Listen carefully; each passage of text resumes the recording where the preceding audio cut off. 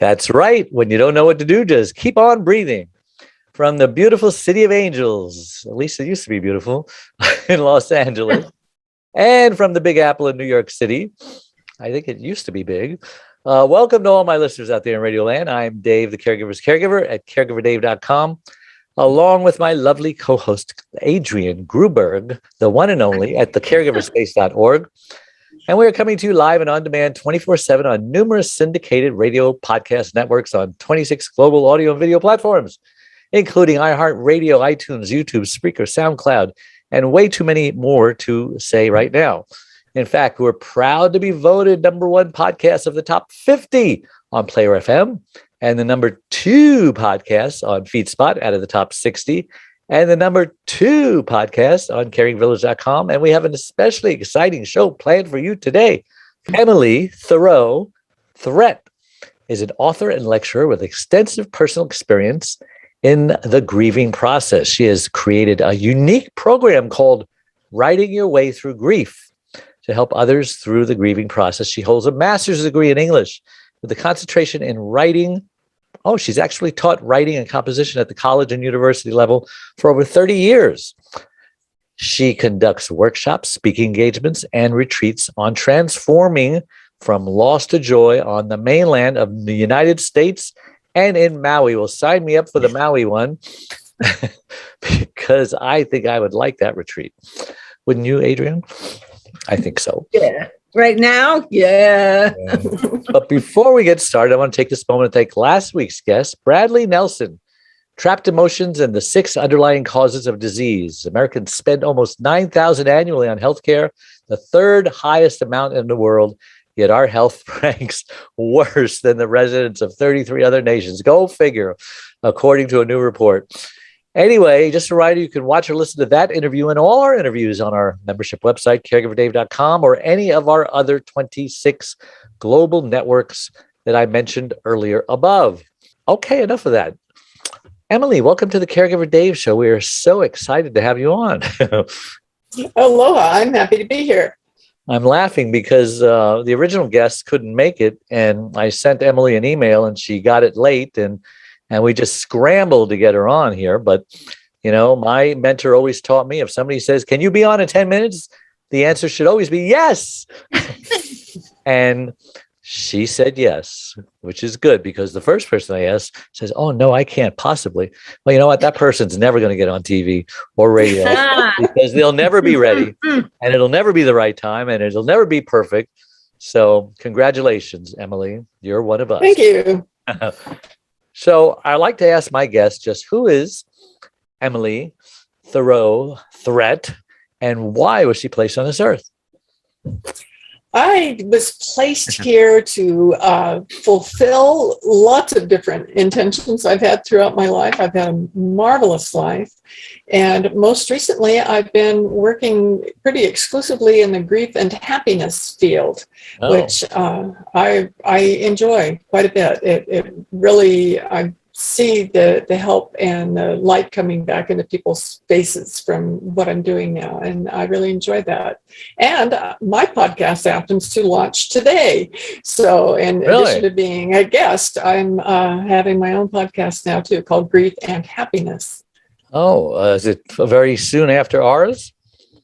Well, it's on now on Apple Podcasts. Oh, you already recorded it. Started, yeah, I recorded it. It's not live. It's recorded, and it started this morning. Cool. You want to do a plug on how they can get there and watch it? The next one, of course. Yes. Well, yeah. They can watch it anytime on Apple Podcasts. Just go to Apple Podcasts and look for Grief and Happiness, and you'll find me there. Great. Thank you. And, you know, I've never heard, now maybe I'm dense, Adrian, but tell me, I've never heard anyone talk about the grief process as a grief and happiness. They don't usually put those two words together. So explain to me, Emily, how do you connect grief and happiness? Obviously, can you be happy as you're grieving? Is that what you mean? Yes. Or you're shooting for happiness and one day you'll get there? Both. You can be happy while you're grieving, and it's good to keep happiness in your sightlines to know that you can be happy even if you don't feel that way right now. And I've had two husbands die in addition to my parents and lots of friends and relatives. But with my husbands, after the first one died, we've been married 22 years, and I just was not happy at all. I had a really hard time just getting from day to day. And finally, I found the book Happy for No Reason by Marcy Shimoff, and just fell in my lap. And so I read it, and I thought, wow, I can be happy. This is an artificial thing that I've kind of put on myself, that if you're grieving, you can't be happy. And that's not a way to live. So I was, the book helped me a lot. And then I never thought I'd get married again, because I had such a great marriage with Jacques for so long. But eventually I did. And we had a wonderful, wonderful relationship. And we're married, and we were together for 10 years. And then he died, excuse me, of the same thing that Jacques had died from. They both had congestive heart failure and renal failure. So I did quite a bit of caregiving in the last couple of years of their lives. And it was very rewarding. I was very happy to do that. But after Ron died, I thought, yes, I'm grieving. Grieving's hard and grieving's sad, but I'm not going to live the rest of my life in this dark place. I will always grieve, because I will always love both of my husbands. They will always be in my heart, and that's a part of grief. But I also have a life left for me, and it's worth it to me to be happy and to help others find happiness too. Yay. Well, my first question for you, Emily, is you talk about how writing can heal the pain after loss. You mean like journaling and stuff, or writing a book, or what do you mean by that? There's lots of different kinds of writing you can do. I started out just by journaling, just writing my thoughts, writing what I was feeling about and what was happening for me. And since I'm a writer, besides teaching writing for a long time, I've also written 3 college textbooks. And so writing is kind of a way that I can keep in touch with myself. Yeah. And I did a lot of just general journal writing. And then I thought, what else can I do with writing? So I did a gratitude list, started a gratitude list. And once I started it, I've continued it still. I do it every day. I write down things that I'm grateful for. And that helps, because when I first started doing that, and somebody had recommended it to me, and I said, I'm not grateful for anything. My husband died. I'm by myself, But I thought, well, I'm going to try, because a couple different people had said it. And I thought, if I'm getting this from different directions, I'm supposed to try it. So I did. And I found that the more that I wrote about things that I was grateful for, the better it got. I kind of felt like I could take a deep breath, and it felt better. So that was a really good writing technique that helped me. And I went on from there and kept writing. Then a good friend of my husband's died just about 8 months after my husband died. And he was much younger than my husband. He called my husband Dad. And he was not expected to die. He wasn't sick or anything. He just died. And I was so worried about his wife that I wrote her a big, long letter about things that she needed to think about then and things she didn't. And that actually kind of helped me put things in perspective. And when she told me how much help that letter was to her, I thought, I've got to do more than this. So I started writing a card to her every week for the first year. For 52 weeks, I wrote her a card with different things related to grief and how she was feeling. And though I know I was helping her, I also felt like I was helping me in the process. So I kept finding this different ways.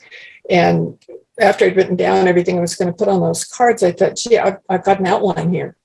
And so, the writer in me sees the outline, and I got an agent and got a publisher, and my book came out in January. And what's different about it is it not only tells my story and the stories of other people who were dealing with loss, but it also in every chapter gives the reader something active to do. And lots of the things that I ask them to do have to do with writing. Not all of them, but a lot of them do.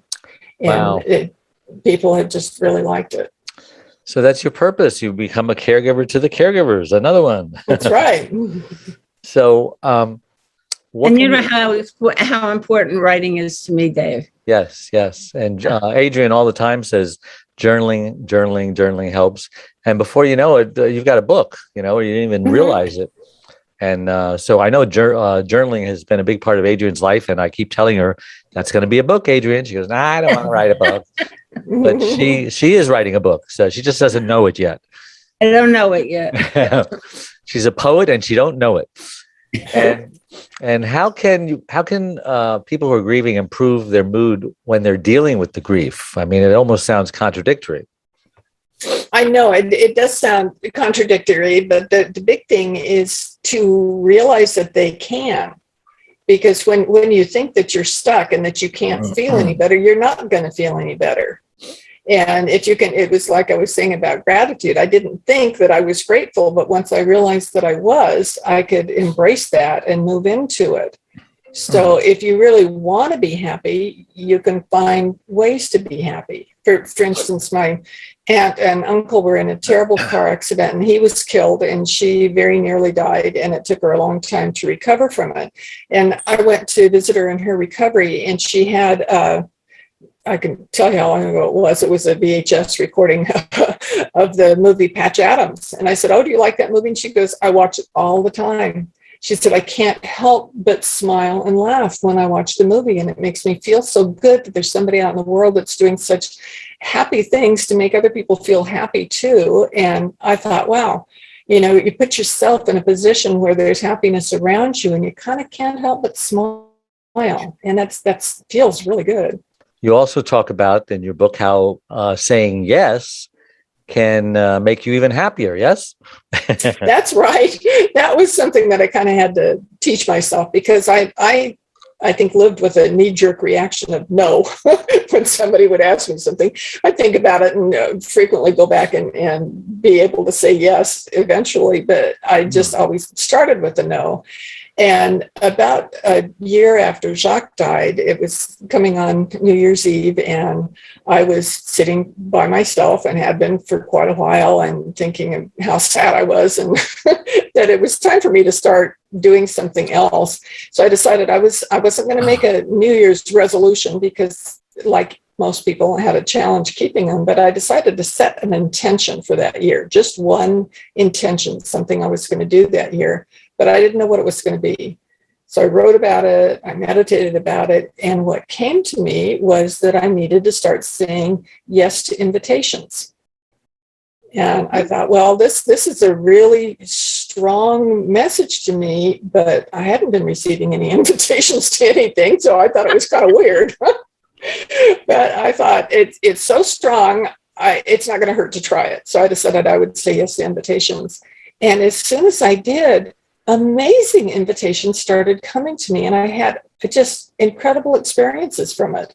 The first thing was the editorial board of the newspaper for the county invited me to be on the editorial board for a one-year term. And it was fascinating. I loved that. I was invited to create a film festival for the county film commission. And that was exciting. I was invited to go to South Africa, and I'd never thought about going to South Africa, but I had an amazing trip. And it was because I was paying attention to notice when people were asking me something. Sure. And since I'd made that commitment to myself to say yes, I started saying yes, and my whole life opened up. It was life-changing. And it was not necessarily with people that I knew. It was new people coming into my life, and it was really kind of a miracle for me at that point.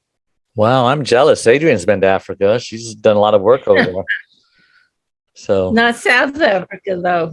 Well, Africa. Well, South Africa is wonderful. It's a big place. Very different. So you talk about how writing a letter to yourself can help with grief. What do you say to yourself? Well, you get kind of frank and honest with yourself. You can kind of write a letter to say, buck up here. There's no reason for you to be moping around. You have control of what you do and what you're feeling and what you can say, and it's up to you if you want your life to be different. Nobody's going to change your life for you. And it was something I started doing in my journal, to write myself a letter. And in it, I was considering everything that was bothering me at the time, and what it would feel like if it wasn't bothering me, and what I had to do to make that happen. And by writing it, it kind of made it real. When you don't write things down, for me especially, I'm sure this happens to a lot of people, the ideas just kind of bounce around and in and out of your head, and sometimes you remember them and sometimes you don't, and you think, oh, I thought I had a good way to handle that, and it's gone.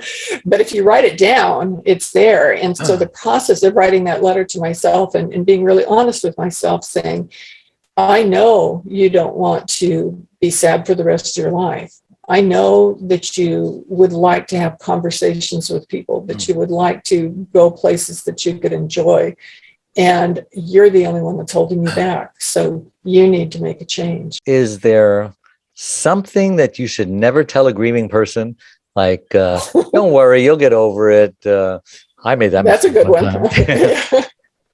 Yeah. The most common thing that I hear now that really grates me is, I'm sorry for your loss. And people think that that's an okay thing to say. And I think when people say it, they're not meaning any harm. It's not malicious. They're not trying to hurt you. But to me, it sounds like, have a nice day, or how are you? Completely meaningless. I'm guilty also. I don't know what to say. So I just say, in the text, sorry for your loss, But what should we say instead? And instead of saying something like that, say something like, oh, I know how much you're missing him or missing her. Or I remember one thing that somebody said to me after my parents had died was, I just remember how whenever I saw your mom and dad walking someplace, they were holding hands. And I thought, after over 50 years of marriage, that was so cool that they were still holding hands. Well, that made me smile and feel good. Yeah, they still were gone. And I was feeling compassion from the person who said that. Well, what are the kinds of things that you shouldn't say to a person who's grieving? Oh, like somebody who's lost a baby, you can have another child.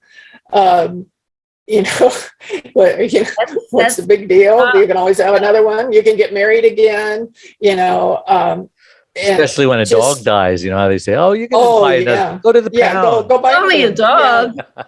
Yeah, it's only a dog. That's right. I've heard that. And boy, people are so attached to their animals. And when you say something like that, it's like kicking them, or slapping them, like they don't matter and it's not important.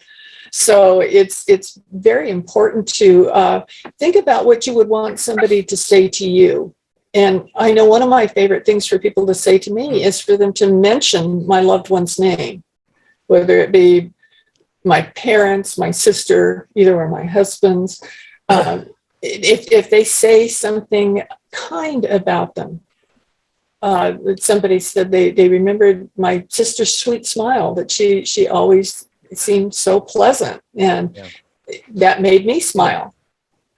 So if you can mention the person or the animal, or the loss, it could be the loss of your home. I have one of the people in my one of my grief groups lost her home in one of the California fires, and it was major. It wasn't just her home; it was her home, her animals. Her husband worked; his business was in their home, so they lost possessions. To do with that. Yeah, all those things all at once, and that's huge grief, huge loss.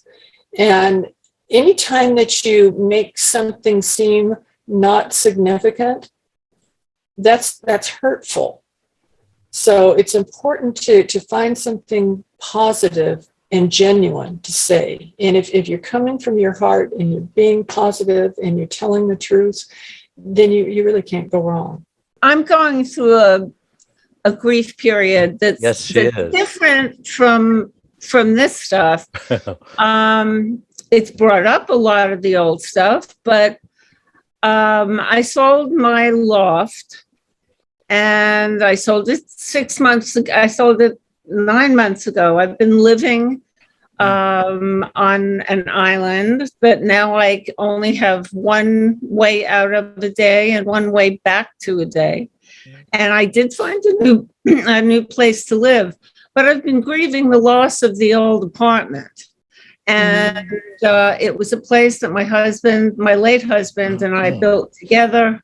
It was beautiful. It was very large. It was everything I'd always dreamed about. And it was very hard to let it go. And I've been very kind to myself about it, but getting out of allowing myself to grieve and moving on. Now I have to move on because I'm closing on the new apartment in a couple of days. So I will be starting a new life. As fearful as it is, as fearful as it makes me, it also makes me happy. Mixed emotions. It's a different kind of grief, but it does make me live through the loss of my late husband again, because I had to go through everything and give up our apartment, Yeah. She brings up a good point. You talk about how gratitude can help the grief. In Adrian's situation, how could she use gratitude to make that grief a little more tolerable and even better than that? Oh, with gratitude, I can see so many things to be grateful for, that wonderful place that you and your husband were able to create together. Memories, yeah. And that was just great. And gratitude for the fact that you were able to find a new place and you have something new that you're going to be starting for yourself. So think about all the things that are good. Think about the new chapter, right? Yeah, the new chapter. I have a lot to be grateful for, including the fact that, I have my summer place that I was able to move into for 6 months until I found a place to land. It's just, there's so much on the horizon, as well as health problems right now. So it's very confusing. But I am very grateful. I don't need my gratitude at all. But the common theme of all this grief is self-care, taking care of yourself, putting your oxygen mask on first. And our last question, because we got to wrap it up here, but how can we just use self-care to cinch the deal, to put the nail in the coffin, so to speak? Oh, that's a bad example. I know. Yes. Nail in the coffin. That's like Joe Biden saying about abusing your spouse, and you just got to knock it into it. With that, whenever anybody asks me what the first thing is that you need to do in grieving, what they can do the best to help themselves, I always say take care of yourself. Yep. You mentioned before about putting the oxygen mask on first. If you're not taking care of yourself, nobody else can take care of you, and you're the one that's always going to be with you. And so it's very important to recognize what makes you smile, what makes you feel good, what you want to do, what you can do, and focus on that instead of focus on what's no longer here, what you can't have back. But to focus on what's positive and take really good care of yourself, even if it's taking a bubble bath or reading a book or having a glass of wine with a friend or something to just take care of yourself. That's the first and I think most important thing to do with grief, to feel better. I can't believe how fast this 30 minutes has gone. What's the best way to get a hold of you or find out more about your book, etc.? We didn't even talk about your book. A little brief snippet on your book. Okay, my book is it's right there. It's Loving and Living Your Way Through Grief. It's available any place where books are sold. And I have a website that has the same name, lovingandlivingyourwaythroughgrief.com. And that's also my email address, Emily at lovingandlivingyourwaythroughgrief. And through that, you can find out about my Grief and Happiness Alliance group, where we meet every week and do some writing, do some talking, visiting, and do happiness practices. You can learn about my writing sessions that I do. You can catch up my podcast and my blog. I'm all over the place out there to help people. Yeah, we're all over the place. Well, That makes us happy. Good. I like the smiles. Okay. And a reminder to all our listeners that all our live shows become recorded podcasts and video casts on our platforms mentioned above. And, like YouTube and Podbean and all those things, my membership website. Just a reminder, my membership website, sign up, become a free member, and you get all our resources. You get 3 free gifts. So we are so grateful that you tune in every week for watching and listening, and it helps us reach even more caregivers by clicking a little like button if you're on a YouTube or any other platform that asks for you to comment or give the thumbs up. So again, thanks so much for tuning in, and thank you to my guest, Emily, and my co-host, Adrian, for showing up faithfully almost every week. So until next week. Right. Almost.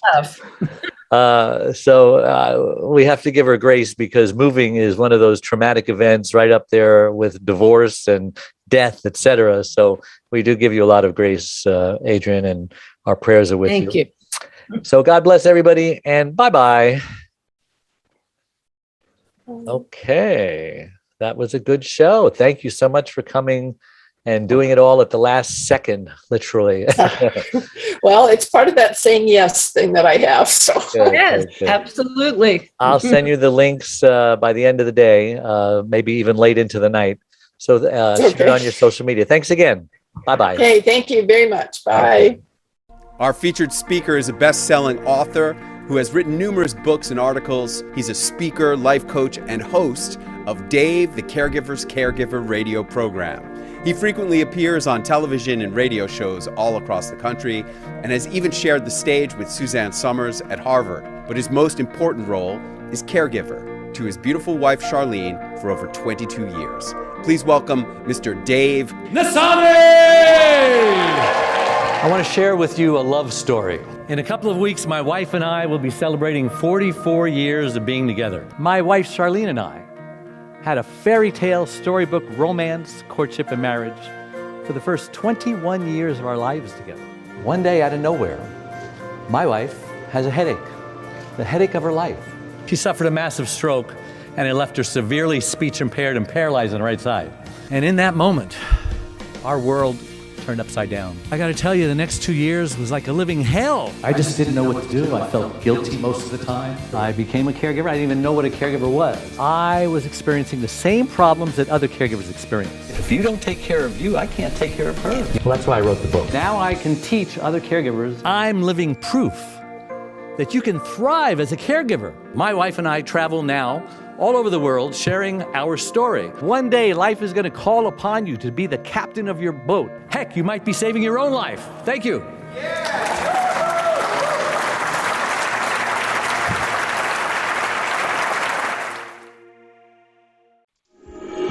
Sometimes it feels like the sun will never rise, like the birds will never sing.